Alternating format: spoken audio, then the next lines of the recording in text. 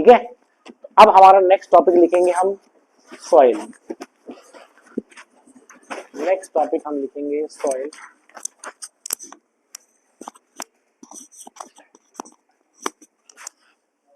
ठीक है।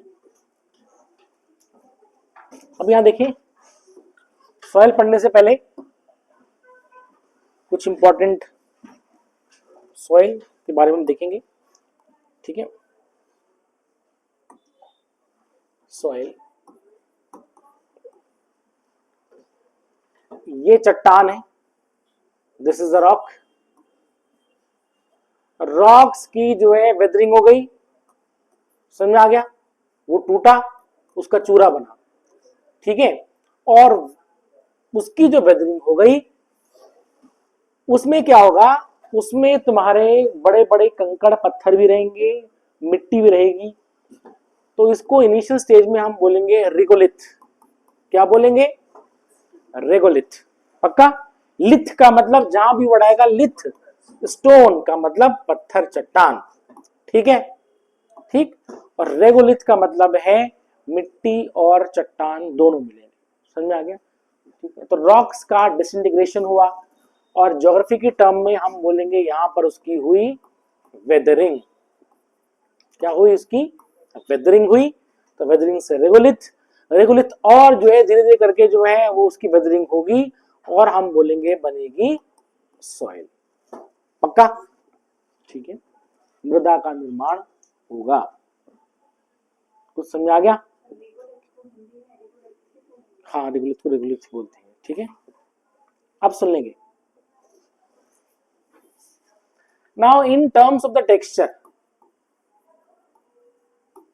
टेक्सचर समझ में आ गया, सॉइल का टेक्सचर कैसा है। ठीक है। टेक्सचर का मतलब है डिपेंडिंग ऑन द ग्रेन्स, दाने उसके कितने बड़े हैं, इस तरह से ऐसे करके हैं। तो हम बोलेंगे टेक्सचर के बेसिस पे सॉइल का जो क्लासिफिकेशन है वो तुम्हारा 3 तरह की सॉइल होती है। पहला है तुम्हारा सैंडी, बालुई मिट्टी, सिल्टी, गाद वाली मिट्टी, और क्लेई। समझ में आ गया?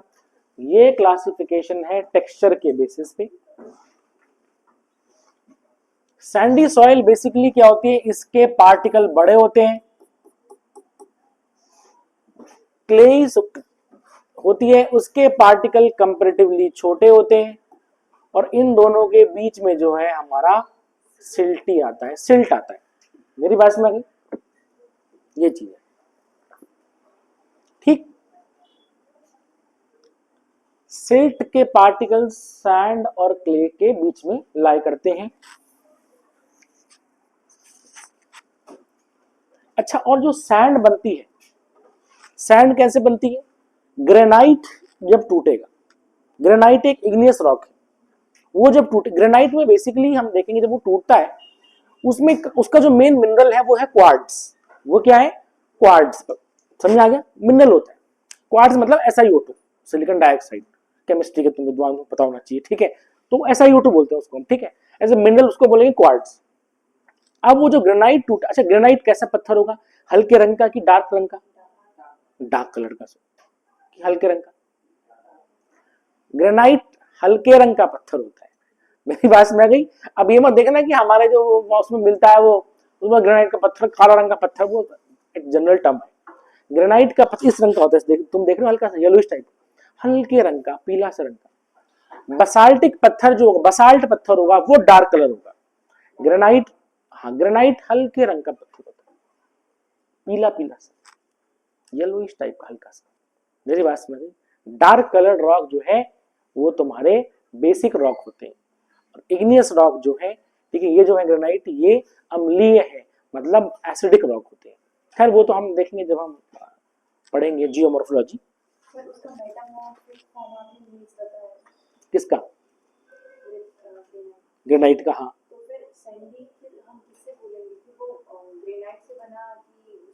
सैंड, सैंड तो तुम्हारा जो है ग्रेनाइट के टूटने से बनता है। मेटामॉर्फिक फॉर्म तो उसकी वो है, क्या है? नीस है। सिंपल। Is it clear? कुछ समझ आ रहा है? कुछ दिक्कत? ठीक है, वो जनरल टर्म नहीं तुम बोलोगे, ठीक है। सो हल्के रंग का पत्थर है, वो जब टूटेगा, ठीक है, उससे जो ग्रेन्स निकलेंगे वो क्वार्ट्ज के ग्रेन्स होंगे। और वो जो है रेत कैसे कलर की होती है? हल्की हल्की सी जो है, मतलब रेत पीली सी, डिपेंडिंग कितना कंसंट्रेशन उसका, तो येलोइश टाइप की हल्के रंग की होती है वो। मेरी बात समझ गई? ठीक है। ये अब क्या होता है कि अब ये ठीक है, ये इनका डायमीटर के अकॉर्डिंग है, बट तुम्हें डायमीटर नहीं याद करना है इस तरह से। अब क्या होता है, अगर कहीं पर सैंड के पार्टिकल्स हैं, सैंड के पार्टिकल्स हैं, सैंडी सॉइल है, अब वहां पर जो है, अगर मैं वहां पर पानी बारिश होगी तो ये तुरंत जो है अंदर चला जाएगा। मेरी बात समझ गई? इसका मतलब क्या है कि सैंडी जो सॉइल होगी वो पानी को कम होल्ड करेगी और वो पानी के लिए अच्छी खासी परमिएबल होगी, पारगम्य होगी। तो इसका मतलब ये है कि जो सैंडी, अगर जिस सॉइल में सैंड ज्यादा है, मतलब सैंडी सॉइल है, उसका क्या होगा, उसकी हम देखेंगे हाई परमिएबिलिटी होगी, हाई परमिएबिलिटी होगी, उच्च पारगम्यता होगी, और वो पानी को होल्ड नहीं करेगा। समझ में आ गया? मेरी बात समझ गई? हाई परमिएबिलिटी होगी उसकी। कितना समझ में आ गया? तुम रेत में पानी डालो तो सर नीचे चला जाता है, ठीक है, तो उसका मतलब पानी को होल्ड नहीं करना है, ठीक है। Now next you have the clay. अब क्ले के बेसिकली क्या होता है, देखो, क्ले बहुत ही छोटा पार्टिकल है और उसमें क्या होता है कि इतने आसपास होते हैं ग्रेन्स कि पानी जो है, अगर तुम उसमें पास करोगे तो इनके बीच का रेजिस्टेंस उनको पास होने से रोकेगा। तो पानी यहां से नीचे नहीं जाएगा, ऊपर ही इकट्ठा होकर रह जाएगा या इनके इसमें बीच में फंसा रह जाएगा, दैट्स ऑल। इसका मतलब क्या होगा कि ये पानी को ज्यादा होल्ड कर रखा है। रेत के पार्टिकल्स ने पास कर दिया, सर पास हो गया। यहां पर क्या होगा, इसके पार्टिकल्स में, इसके बीच में इतना कम स्पेस है that it will provide friction for water. समझ? सो क्या होगा हम देखेंगे, मेरी बात समझ आ रही है? सो हम देखेंगे कि क्ले की जो है, क्ले की क्या होगी, लो परमिएबिलिटी होगी,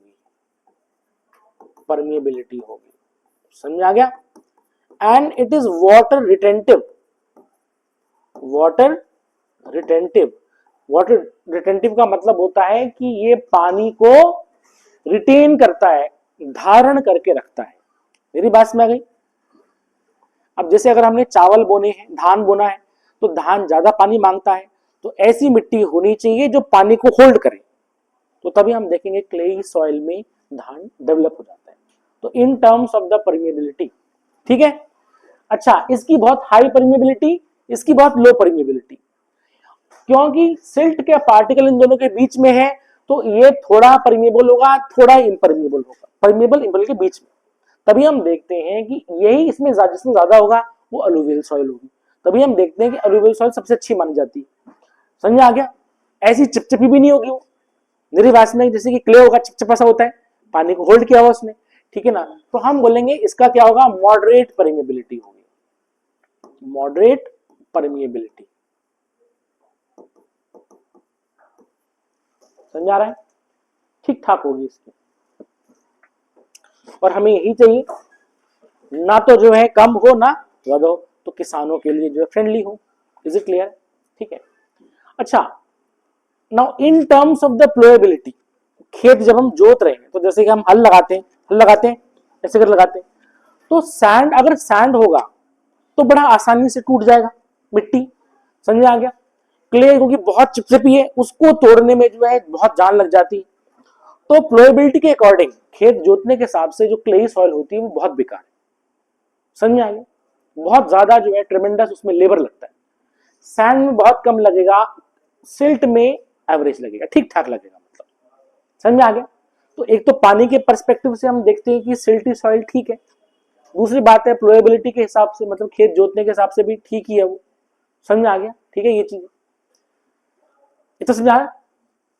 अब ऐसा बहुत कम होता है कि सॉइल में, ठीक है, सैंड, सिल्ट और क्ले, ठीक है। जनरली क्या होता है कि अगर जिस सॉइल में ये तीनों के तीनों होंगे, इसको हम बोलेंगे लोमी सॉइल। क्या बोलेंगे? दोमट मृदा, लोमी। थोड़ा बहुत सैंड है, थोड़ा सिल्ट है, थोड़ा क्ले है, उसको बोलेंगे हम लोमी सॉइल। क्या बोलेंगे? लोमी, लोम, LOAM, लोम, ठीक है। दोमट, दोमट, ठीक है, बोलते हैं हिंदी में इसको, ठीक है, ये चीजें, ठीक है।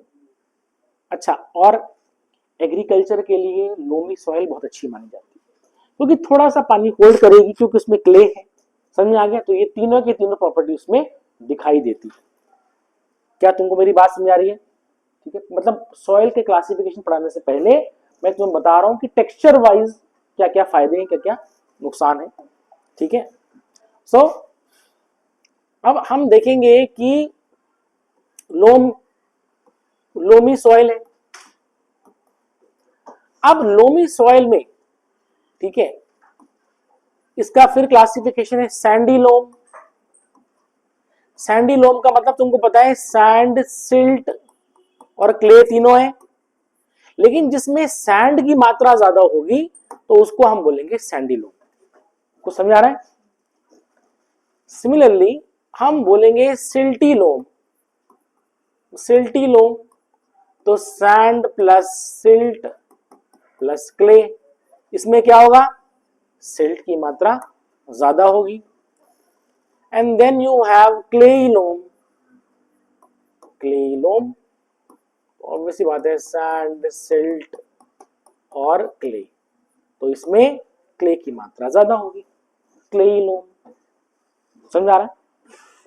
अच्छा, ये मैं तुम्हें पढ़ा रहा हूं, और ये तुम जब हम एग्रीकल्चर पढ़ेंगे ना, तब तुमने इसको ध्यान रखना है, ठीक है। बट क्योंकि सॉइल का चैप्टर है, इसलिए मैं तुम्हें थोड़ा सा बता रहा हूं उसमें। जैसे अगर मैं बोलूंगा कि धान के लिए कौन सा लोम सही रहेगा, चावल के लिए क्ले लोम। क्यों? पानी को ज्यादा जो है होल्ड करेगा, तो उसका मतलब इस तरह का जो लोम होगा वो जो है क्या है, पैडी कल्टीवेशन के लिए ज्यादा अच्छा माना जाएगा। ठीक है किसान भाइयों? ठीक है, इज इट क्लियर? अच्छा, अगर मुझे मिलेट्स बोनी होगी, मिलेट्स, मोटा अनाज, ज्वार, बाजरा, समझ आ गया ये सब, तो सैंडी लोम। इसका मतलब ये जो है मिलेट्स के लिए अच्छा रहेगा। वैसे तो मिलेट्स के लिए सैंडी सॉइल बेस्ट रहती है, समझ आ गया, क्योंकि पानी कम चाहिए होता है उनको। बट हम देखेंगे सैंडी लोम में भी वो अच्छे खासे वो फसल हो जाती है उसकी। कुछ समझ आ रहा है? ठीक है, ये चीज है। और अगर सिल्टी लोम है तो सिल्टी लोम तो सब में चल जाता है, मतलब क्योंकि उसमें सिल्ट की मात्रा ज्यादा होती है। तो मोस्ट ऑफ द हम देखते हैं क्रॉप्स के लिए ये चीजें है। हालांकि हम देखेंगे कि अगर पैडी भी सिल्टी लोम में बोया जाता है, ऐसा कुछ वो नहीं है, बट हम देखेंगे अगर ये मिल जाता है तो इट्स बेस्ट है। ठीक है, मिलेट्स पानी कम मांगता है। इतना समझ आ गया? ठीक है, तो चलो खैर आज के लिए इतना ही, ठीक है ना। कल हम इसके आगे कंटिन्यू करेंगे, ठीक है। थोड़ा सा और कुछ हम इसके बारे में देख लेंगे, ठीक है। फिर class, thank you very much.